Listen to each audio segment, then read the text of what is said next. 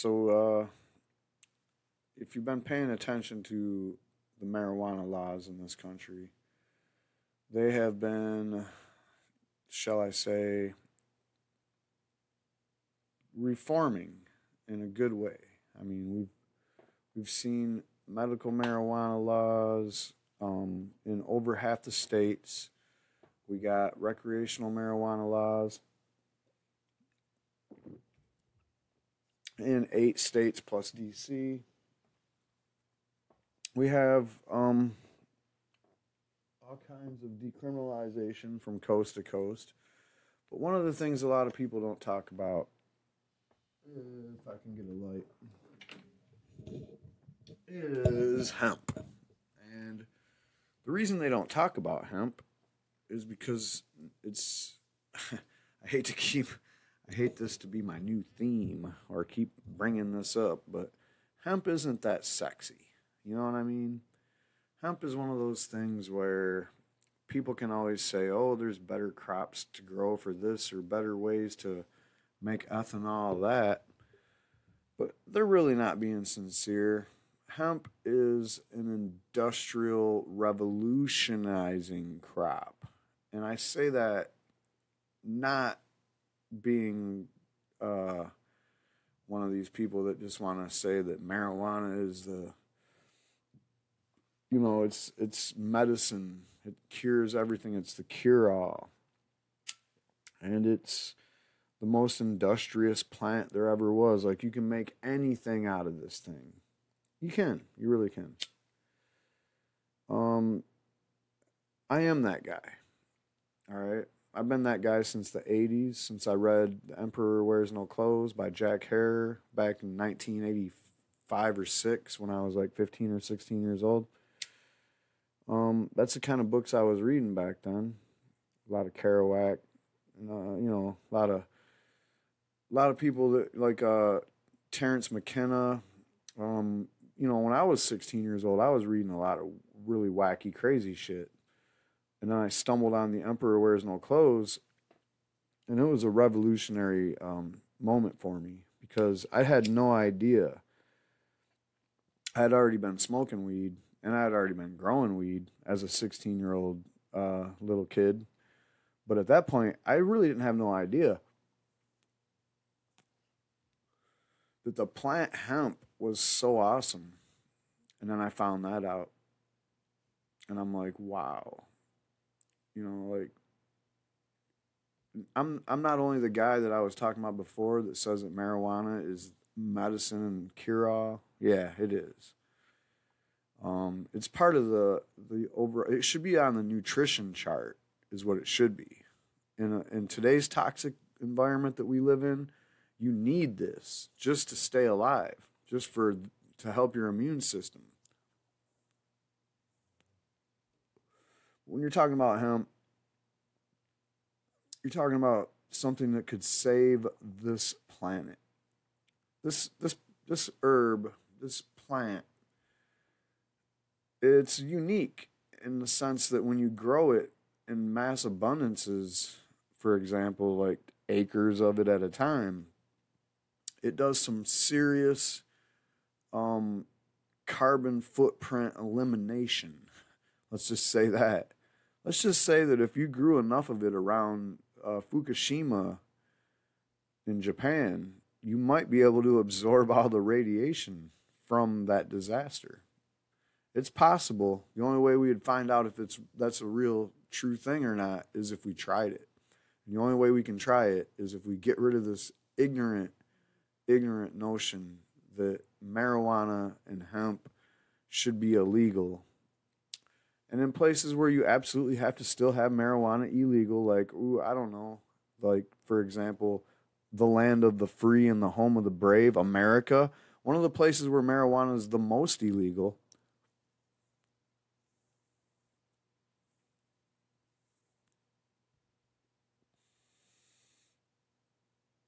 Doesn't seem like that very smart, especially when you think about this.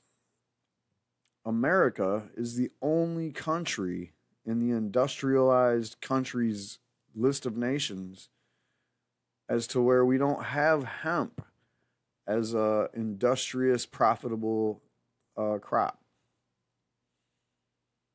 Huh? How much does America consume in hemp products every year? Hundreds of millions of dollars worth. How much money worth of hemp do we import every year to make these hemp products possible for people to buy?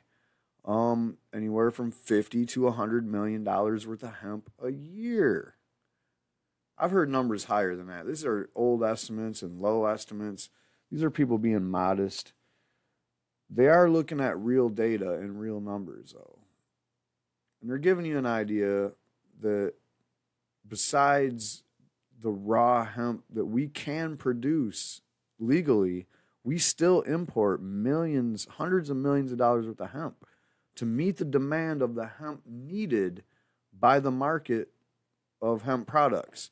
We're talking about hemp seeds and hemp clothing and hemp oils and botanical, like a whole array of products in the health and beauty department. Textiles Unlimited. We got Hempcrete. And if you really want to get creative, you can make ethanol out of that shit. So we have like most of the states, like 38 some odd states, have some kind of hemp, regulations where they allow you to subside the federal restriction on hemp growing and go ahead and grow hemp for industrial purposes. Well, not always. Some of these are still in the purgatory state, I would like to call it, where they're still only allowed to, petition the state for licenses to research hemp and hemp growing and all that. So they're not there yet. And I think Michigan's one of those. Yeah, Michigan is one of those. But you have all these other states where they basically said, fuck the federal government, but you still have to come to us, get a license, get a permit, or get a license, a permit, and buy seeds from us. And so we can keep track of seeds. If you produce seeds, tell us about it. And not so sure if I agree with all that. So I had a story earlier this year, I think, where I mentioned Hawaii and how they wanted to break from the norm in a big way. And what they were talking about doing was making it so you don't need no stinking license or permit, and you don't need to buy no seeds from no stinking registrar, and you don't need to register your seeds to no stinking register. That would have been the first state that did that, to totally say, fuck you, Uncle Sam, we're growing hemp. And not just we, but anybody that wants to grow hemp can grow hemp. Everybody can grow hemp. Anybody and everybody. Just grow the shit out of hemp. So where are we at here? We're in Washington State. Already one of the top 10 coolest states in the country just because of their marijuana policy, as we all know. And plus Seattle is located there, which seems to be a mecca for YouTubers and just depressed emo fuckers alike all over. But anyway, we love Seattle. Home of the Hemp Fest, which has garnished hundreds of thousands of visitors to it yearly. The Hemp Fest is one of the most prestigious and renowned festivals of marijuana celebration and hemp celebration and aspirations to legalize marijuana. It's definitely on the top 5 list of those worldwide. So total props to the state of Washington for doing a lot of good things for the movement. And as you can see, House Bill 2064 is just jamming. This is like, we're March 2nd, and this thing has already hit the floor running.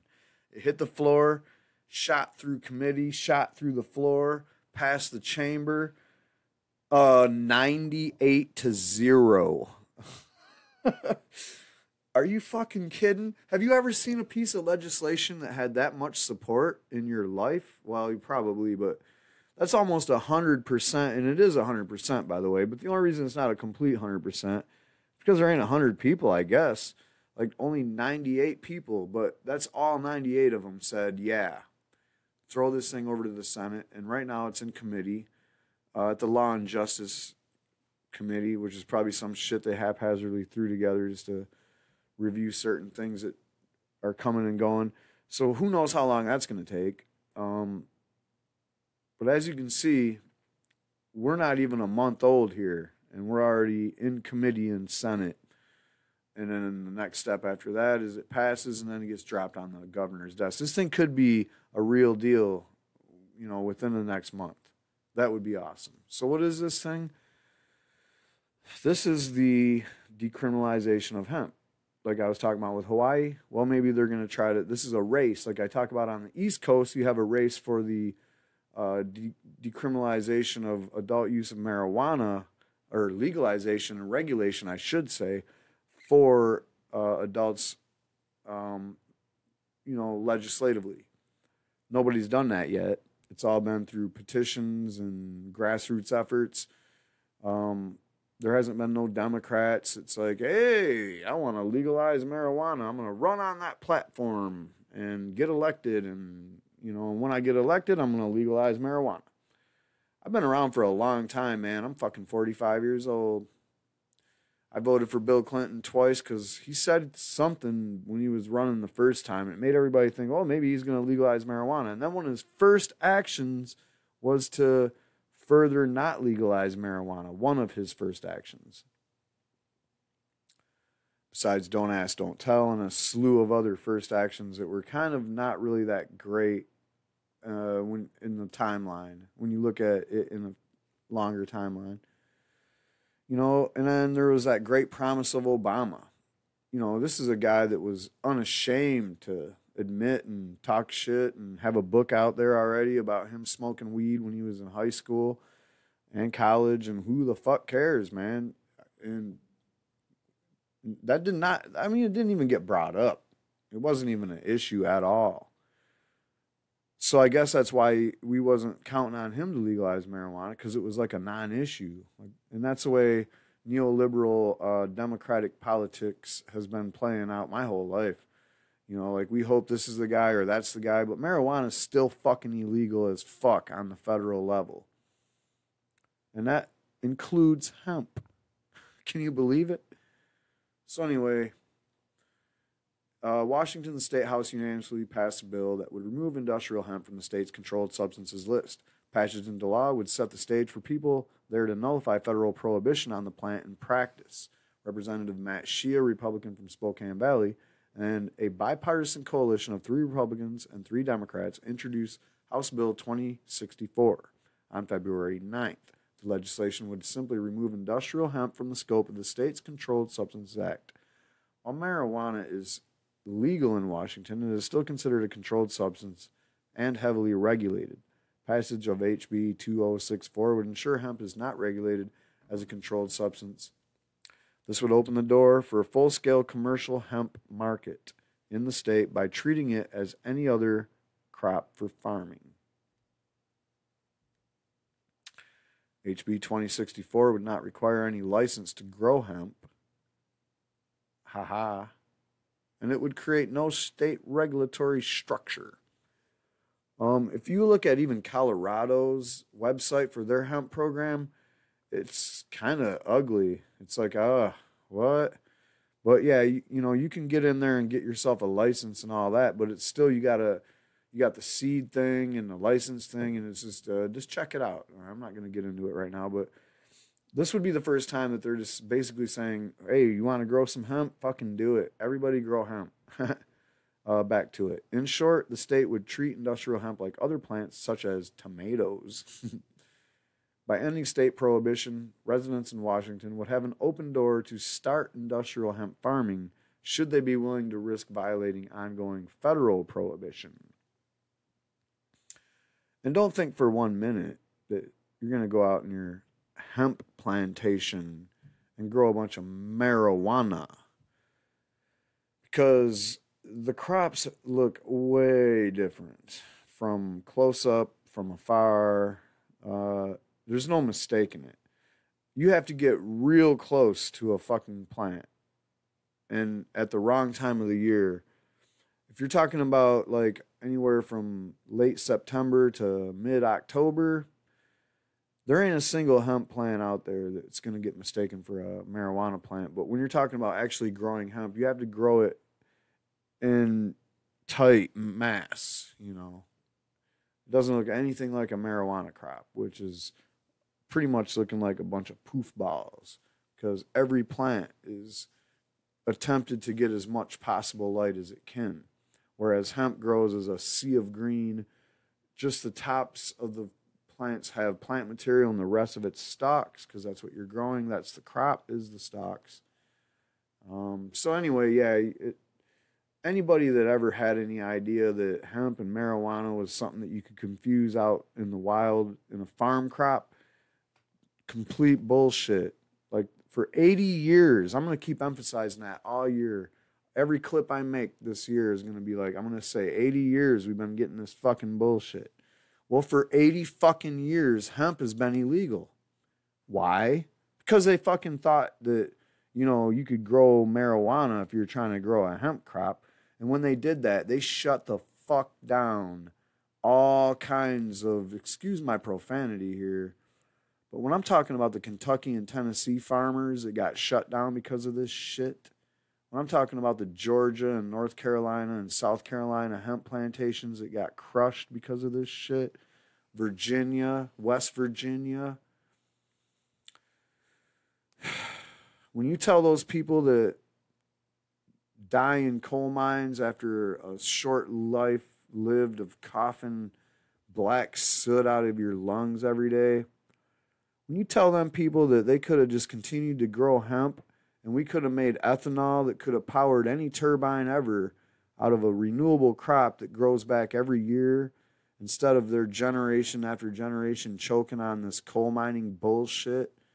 If you could have told people in Kentucky that instead of watching their lands turn into wastelands because we took away their hemp crops and then they attempted to grow tobacco and failed at that, when you tell them that, you know, there was absolutely no fucking reason at all for this hemp prohibition to ever happen.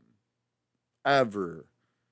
Absolutely no reason. Even if you thought marijuana was some kind of a demon drug back in the day when you were a dumb fucking moronic fucking idiot. I don't even understand why there's prohibition on marijuana. But even if there was a real good reason for that, why was hemp included in it? Hemp has zero chance of getting you high. If you look at the hemp plants, like look at that one in the top left there. You think you could even get enough fucking plant material off of that thing that has THC in it to get high off the whole plant? Be my guest. So, wow.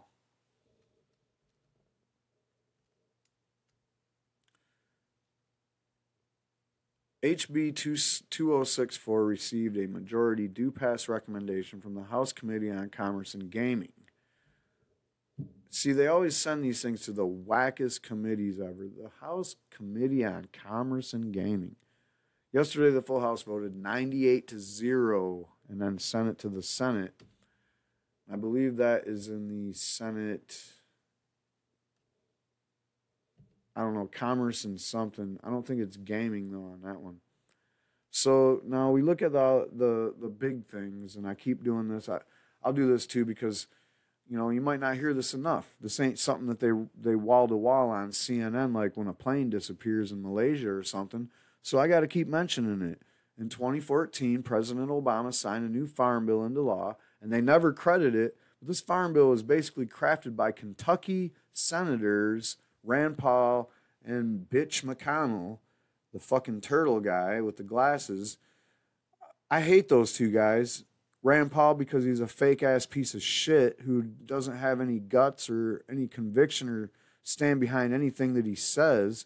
And he definitely doesn't hold a candle to his father. Like, if you think you like Rand Paul because you was a Ron Paul fan, fucking wake up, slap, slap, slap. There's a totally night and day difference, man. Fuck off. Anyway, Mitch McConnell, if you're a fan of him, fucking unsubscribe. I don't give a fuck. Fuck Mitch McConnell. He's a fucking guy that his family's involved in the cocaine trade. By the way, in case you didn't notice that, $200 million worth of cocaine freighter got stopped up. That was his family's freighter. If you think he don't have nothing to do with that, you're a fucking idiot. Get off of here. Get out of my channel. Your intellectual level is way too low to be hanging out here if you think Mitch McConnell is fucking cool.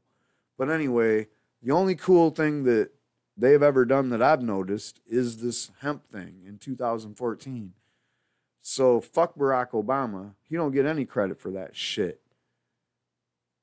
He signed it. Big fucking deal. Like he was going to veto this. It was a fucking farm bill.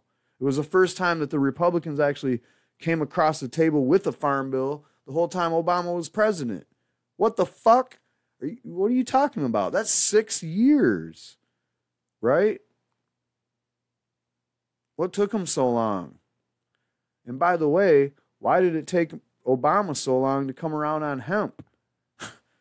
Because he's a fucking corrupt piece of shit too. I mean, everybody in the government is, man. Wake the fuck up if you don't know about that. So the hemp amendment allows state agriculture departments, colleges, and universities to grow hemp, defined as the non-drug oil seed and fiber varieties of cannabis for academic or agricultural research purposes, but it applies only to states where industrial hemp farming is already legal under state law. So basically, you had to have industrial hemp farming legalized, and then you can issue these permits only through colleges and universities. That was what was going on with the 2014 thing. And since then, a lot of states, 38 of them, have made hemp rules for their states and have been enacting this. And I would have to say about half of them or less have actually made rules to where they can industrial style start issuing permits and regulating their little hemp industries. The problem is that none of them are just like, fuck it, you don't have to come and get a license or buy seeds from us, just grow hemp like it's any other crop. We're not going to come and knock on your door. I mean, sure, if someone calls the cops on you and says you're growing weed, they might come over and want to check out your shit. Whatever.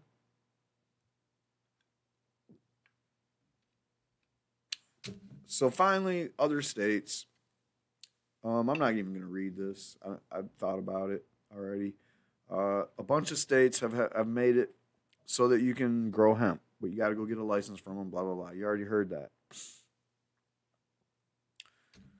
In essence, in 2013, Colorado started harvesting their first crops, and then Vermont in 2014. Oregon opened for business a week later in 2015, and there's basically like crops coming in every year. Kentucky just put in for a new law that's passing. It looks like it's going to go through, where it triples their amount of permits that they're issuing and acreage that they're allowing to be grown in hemp, which I don't even understand, man. What's the problem? Why would you not just be like unlimited, grow it like they are in Washington? Because guess what? There's a huge market for hemp. According to 2005 Congressional Research Survey report, well, that's old. The U.S. is the only developed nation that hasn't developed an industrial hemp crop for economic purposes. Instead, we just decide to import shit and buy it and then sell it back. And if you haven't noticed, if you look at hemp clothing and hemp whatever, that you can see there's a hemp version of something and there's a non-hemp version of something over here. If you look into it, you'll notice that the hemp version is always really expensive in America. And in fact, if you might just think, well, that's because it's hemp. It's built to last. Well, hemp compared to cotton, way different crop. Cotton's way harder to harvest and process into textiles.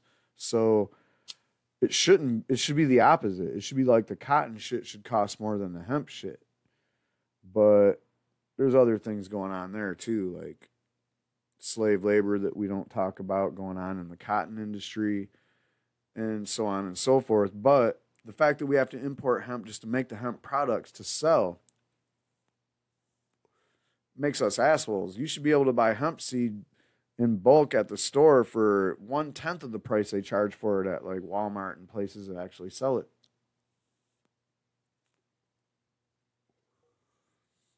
So anyway, experts suggest that the U.S. market for hemp is around 600 million per year. They count as many as 25,000 users for industrial hemp, including food, cosmetics, plastics, biofuel. The U.S. is currently the world's #1 importer of hemp fiber and various products, with China and Canada acting as the top 2 exporters. So the thing is they allow growing of hemp in China and Canada and every other country, you know, except for Europe, which is kind of melting down. Most of those countries have more advanced hemp reform than we do. When I say reform, I mean getting rid of these shitty prohibition laws. That's fucking reform. Reform ain't like, oh man, we got something bad going on, we need to crack down on it. That's called making laws and being fucking like totally like assholes. Reform is when you have shitty laws that are fucking people over and you fucking reel back on it. And again, I've been swearing a lot, but man, this is hemp. Hemp is my most passionate issue. It's ridiculous that we have to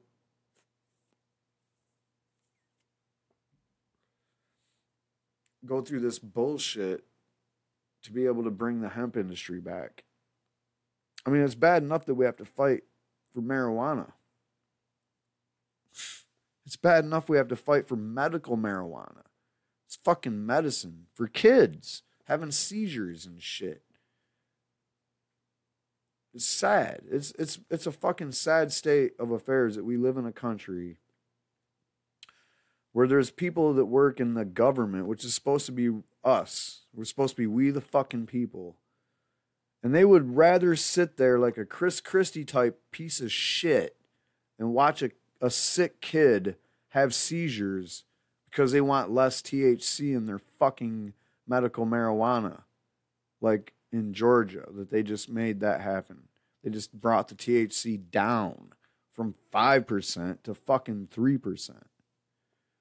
Why would you do that? Are you cruel? Are you trying to punish these people for fucking getting medicine? These are kids that would have... I don't have any science or studies to back this up, but I'm just saying that these kids would have less seizures overall, because I'm reading where kids that use these cannabinoids for anti-seizure things are actually having less seizures. What the fuck does that mean? That means that instead of having seizures and then having to get medicated to do something about the seizure, they're not even having a lot of the fucking seizures. And that's a big deal. Anecdotally or eyewitnessly or whatever else, man, that cannot be ignored. And when you say that you gotta like worry about hemp at all, that's ridiculous, man. Hemp don't have enough THC in it to worry about it. You can grow a whole fucking field of it, and you're not gonna fucking get enough shit off of it to get high. So whatever, man. There's the big headline: Washington 98-0 in the House. 98-0 for the hemp. Hemp for victory. And let's have some victories for hemp. Everybody that has a chance to be a farmer, if you could grow hemp, you would be. I mean, you see a lot of propaganda out there, and you're going to see a lot more. They're going to start talking about hemp not being that profitable of a crop. But don't believe the hype. Hemp is the future of everything. I promise that. That is my promise.